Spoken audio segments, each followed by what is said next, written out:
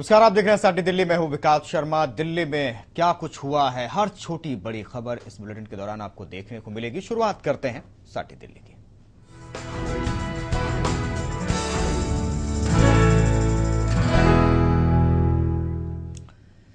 सावधान करने वाली खबर है। देश भर में लोगों को दूध की जगह जहर परोसे जाने की बात सामने आई है। Food security standards authority of India के सर्वे के मुताबिक देश में लोगों को दूध के नाम पर सफेद जहर परोसा जा रहा है। रिपोर्ट के मुताबिक दिल्ली में करीब 70% सफेद जहर लोगों को पहुंचाया जा रहा है। बताया जा रहा है कि दूध में यूरिया, स्टार्च, खाने का सोडा और डिटर्जेंट मिलाया जा रहा है। देश भर में दूध में मिलावट की जांच के लिए कुल 1791 नमूने लिए गए हैं। इस बारे में जब दिल्ली के खाद्य आपूर्ति विभाग के मंत्री ए.के. वालिया से पूछा गया तो उनका कहना है कि ये एक साधारण मिलावट है और इस दूध में कोई डिटर्जेंट या फिर यूरिया नहीं पाया गया है। उनका कहना है कि इस सैंपल में सिर्फ मिल्क पाउडर मिलाया गया है, जो कि एक साधारण बात है।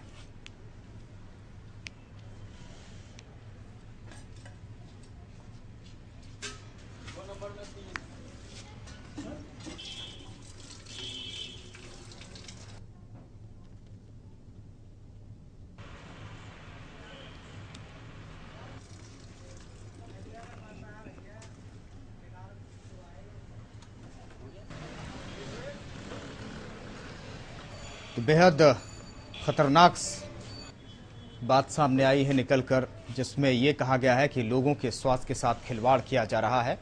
हालांकि खाद्य आपूर्ति मंत्री ए.के. वालिया ने कहा है कि ये सामान्य मिलावट है, सामान्य सी बात है, लेकिन अगर ऐसा हो रहा है तो गंभीर बात है। लेकिन मंत्री जो विभाग के हैं वो इससे इनकार कर रहे हैं। सर्वे में इस बात का खुलासा हुआ है।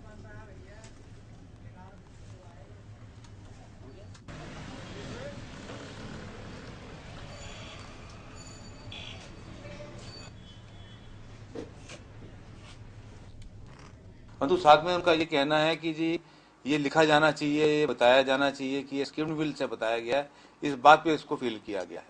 तो दूध के अंदर जो है बाकी सब जो कॉन्स्टिट्यूएंट्स हैं वो ठीक है, फैट ठीक है, सॉलिड नॉन फैट ठीक है, और कोई डिटर्जेंट नहीं पाया गया। दिल्ली के अंदर जो है सैंपल्स के अंदर यूरिया नहीं पाया गया।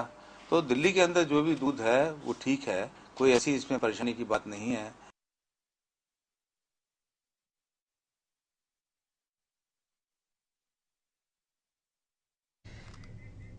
देश में दूध के नाम पर लोगों को सफेद जहर परोसा जा रहा है। जी हाँ, ये सच है। जो दूध आप पी रहे हैं वो जहरीला है। अगर आपको हमारी बात पर यकीन नहीं आ रहा है तो आप खुद ही देख लीजिए।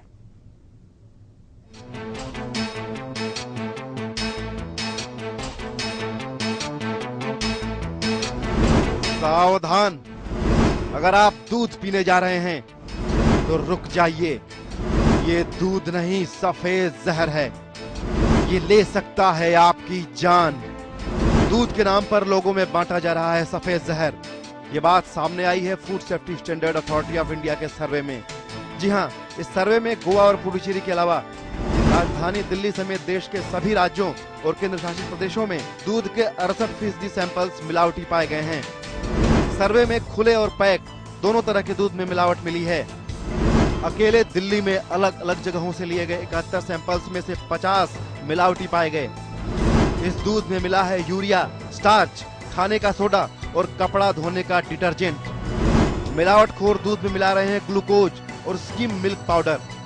मिलावट का ये खेल दिल्ली में ही नहीं चल रहा है, पूरे देश में चल रहा है ये गोरख धंधा। देश भर से दूध में मिलावट की जांच के लिए कुल 1791 नमूने लिए गए। इनमें से 68.4% नमूने तय मानकों के हिसाब से नहीं थे। ग्रामीण इलाकों में 83% खुले दूध में और 17% पैक दूध में मिलावट दर्ज की गई। शहरी इलाकों में भी 67% खुले और 33% पैक दूध में मिलावट दर्ज की गई। अथॉरिटी के मुताबिक दूध की मांग पूरा करने के लिए कई नमूनों में पाउडर की अधिकतम मात्रा दर्ज की गई। ज्यादातर सैंपल्स में पानी की मिलावट सबसे ज्यादा दर्ज की गई। राजधानी दिल्ली में पाए गए 70% मिलावटी नमूनों में फैट की मात्रा सबसे ज्यादा पाई गई। अगर दूध में इतनी सारी अशुद्धियां मिली हों तो फिर ये दूध पीकर आप सेहत बनाने की बजाय सेहत खराब ही करेंगे। ब्यूरो रिपोर्ट, जनता टीवी।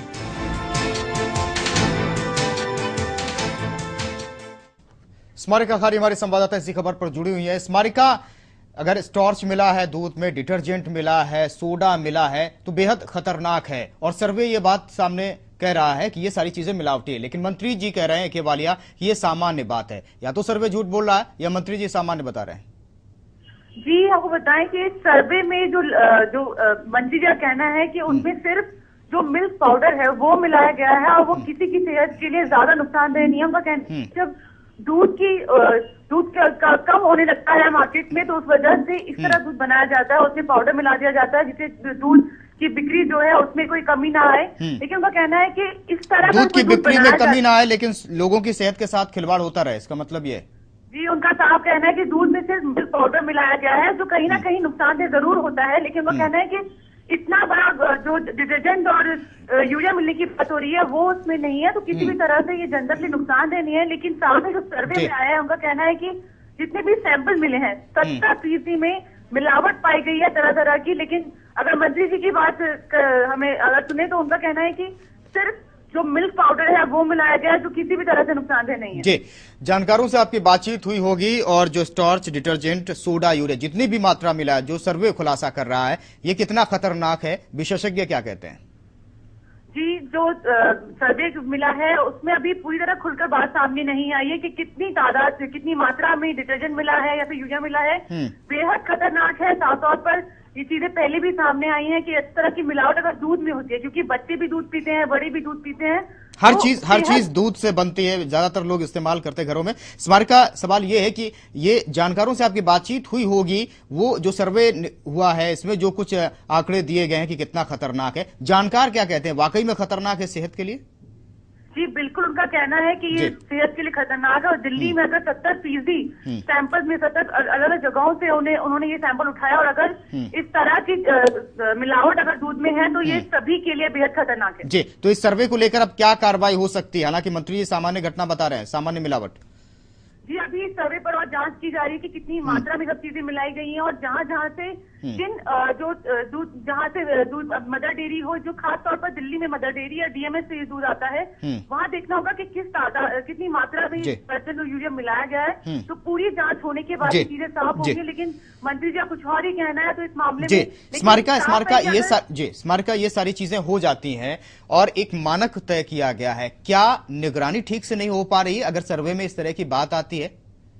जी बिल्कुल कहीं ना कहीं लापरवाही है दिल्ली सरकार की ओर से, खाद्य आपूर्ति के विभाग की ओर से, क्योंकि उनका कहना है कि वो हर बार सैंपल लेते हैं, लेकिन अगर हर बार वो सैंपल लेते हैं तो इस तरह की बात पहले क्यों नहीं सामने आई, किस तरह की जांच वो कर रहे हैं, वो उस पर भी सवालिया निशान लगाते हैं। शुक्रिया स्मारिका खान इस पूरी जानकारी के लिए।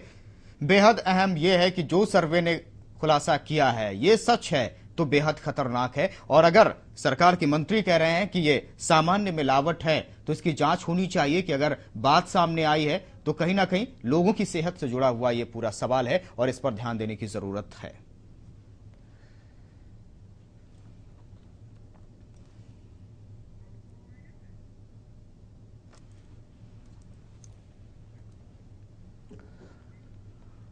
उधर दिल्ली सरकार ने दिल्ली के 3 प्राइवेट स्कूलों को कारण बताओ नोटिस जारी किया है। दिल्ली के 3 बड़े school army public school, air force बाल भारती पब्लिक स्कूल और मेवल पब्लिक स्कूल को जारी किए गए हैं।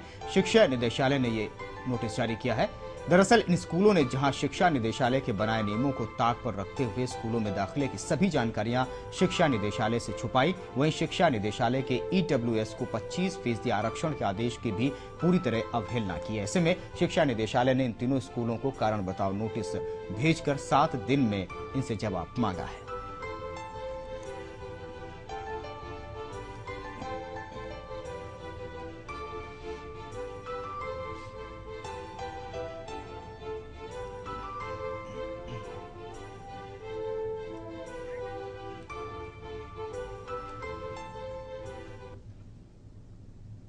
हमने उसमें detailed show cause notice in schools को इश्यू किया है, army public school, AFO school and naval school, हम और इनको detailed show cause notice issue किया है।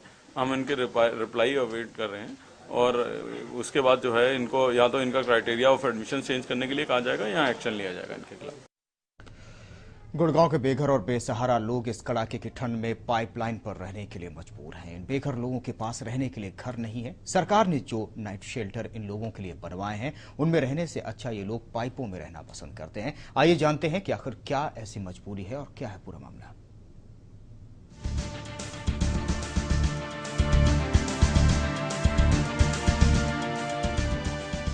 सीवर और पानी के पाइपों में सो रहे ये वो बेघर और बेसहारा लोग हैं, जिन्हें इस कड़ाके की ठंड से बचाव के लिए सिर्फ इन्हीं पाइपलाइनों का सहारा दिख रहा है।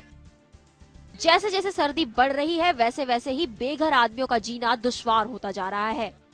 हालांकि गुड़गांव जिला प्रशासन द्वारा कहने को तो इन लोगों को इस कड़ाके की सर्दी से राहत दिलाने के लिए रैन बसेरा तो बना दिया गया है, लेकिन इन रैन बसेरों की सच्चाई कुछ और ही है।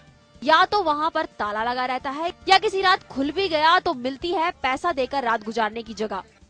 यही नहीं, ये लोग अपने नन्हे मासूमों को भी यही मजबूरी की जिंदगी का सपना दे रहे हैं और उन्हें भी अपनी छाती से लगाकर इन पाइपलाइनों में किसी तरह से सर्द रातें काट रहे हैं। हालांकि गुड़गांव जिला प्रशासन के दावों की बात की जाए तो नगर निगम ने ऊर्जा समिति नाम की एनजीओ के साथ मिलकर रैन बसेरा नाम से बेसहारा लोगों के लिए आशियाने बसाए हैं और गाजे बाजे व पोस्टर बैनरों से इसका प्रचार भी किया है। लेकिन ऊर्जा समिति नाम की एनजीओ के सदस्यों को कमाई का साधन मिल गया है। इस एनजीओ ने बेसहारा लोगों को सहारा ना देकर पैसे देकर सोने वालों को ही सहारा दे रखा है। अगर कोई गरीब इस कड़ाके की ठंड में रहने के लिए नगर निगम द्वारा बनाए गए इन रैन बसेरों में रहने के लिए जाता है तो वहाँ से उसे भगा दिया जाता है। रैन बसेरे में जाते हैं हम, ऐसे बोलते कि तुम चले जाओ यहाँ से, ऐसे बोलते कि हम तो पैसा लेके सुलाते, तुम भगो भगो कंजर, यहाँ से हटो, यहाँ से बहुत गंदगी फैलाते हैं, इसलिए डंडा मार मार के हमको भगा देते हैं। इसलिए फुटपाथ में हम रात गुजार लेते। छोटे छोटे बच्चा गोद में लेके सोते रहते हैं, ऐसे लपेट के। इस पूरे मामले में जब हमने गुड़गांव नगर निगम के सीनियर डिप्टी मेयर से इस बारे में पूछा तो उनका कहना था कि उन्हें इस बात की जानकारी ही मीडिया के माध्यम से मिली है। उन्हें तो इतना भी नहीं पता कि रैन बसेरे के लिए असली हकदार गरीब इंसान सड़कों पर ही कड़ाके की ठंड में रात गुजार रहे हैं। ये मेरे अभी मेरी नॉलेज में आया मीडिया के माध्यम से।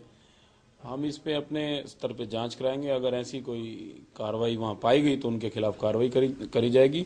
चाहे वो किसी एनजीओ को दे रखा है, चाहे वो किसी को दे रखा है, उनके खिलाफ कानूनी कार्रवाई बनती होगी, वो भी की जाएगी और उनसे वो रैन बसेरा वापसी भी लिया जा सकता है अगर ऐसी कार्रवाई पाई गई तो। वहाँ एक तरफ तो नगर निगम अधिकारी बोल रहे हैं कि उनको इस बात की जानकारी नहीं है कि रैन बसेरे में ताला लगा रहता है, जबकि गुड़गांव जिला उपायुक्त जी कह रहे हैं कि नगर निगम की तरफ से जो रिपोर्ट आ रही है उसमें सब कुछ ठीक है।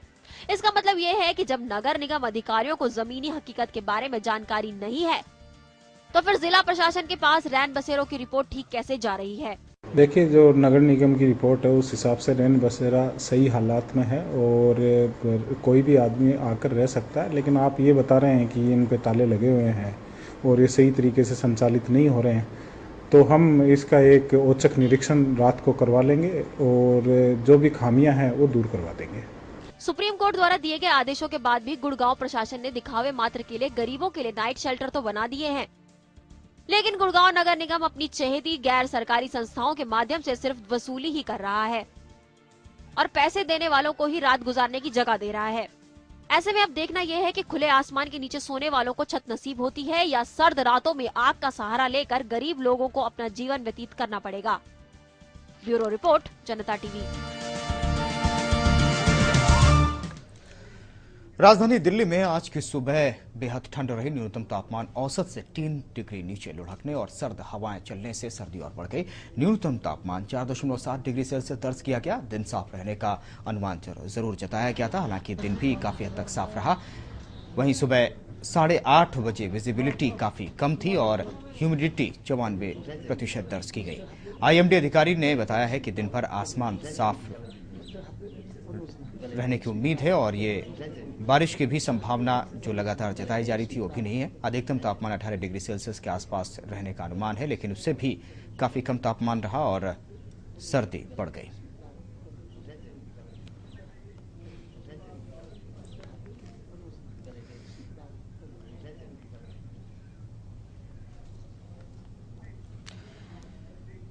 यहाँ रुक रहे छोटे से ब्रेक के लिए, जल्द लौटते हैं।